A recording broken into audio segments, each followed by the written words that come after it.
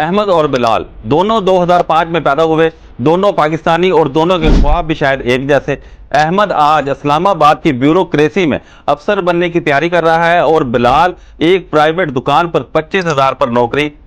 فرق ذہانت کا نہیں تھا، فرق صرف 4 سال کی عمر میں طے ہو چکا تھا۔ احمد کا داخلہ ایک مہنگے برٹش ایلیٹ اسکول میں ہوا، جہاں وہ بچپن سے ہی انگلش بولنے لگا۔ اسے کانفیڈنس، کریٹیکل تھنکنگ اور نیٹ ورکنگ سکھائی گئی، وہ صلاحیتیں جو بعد میں اسے فارن یونیورسٹی اور بیوروکریسی تک لے گئی۔ بلال کا داخلہ ایک سرکاری اسکول میں ہوا، جہاں صرف اسے رٹا لگانا سکھایا گیا، نصاب کو یاد کرو، امتحان دو اور پاس ہو جاؤ۔ نہ کانفیڈنس، نہ لیڈرشپ، نہ نیٹ ورکنگ، صرف صاحب کے سامنے جھکنا اور نوکری کے لیے لمبی لائنوں میں کھڑے ہونا۔ یہ صرف تعلیم کا فرق نہیں، مائنڈ سیٹ کا فرق ہے، جو ہمارا پاکستان کا دوہرا تعلیمی نظام روز پیدا کر رہا ہے۔ جب تک ہر بچے کے لیے یکساں تعلیمی نظام نہیں ہوگا، تب تک بلال جیسے لاکھوں نوجوان احمد جیسے کی گاڑیوں کے دروازے کھولتے رہیں گے۔ یہ تعلیمی نظام نہیں، لیڈ کلاس بنانے کا کارخانہ ہے۔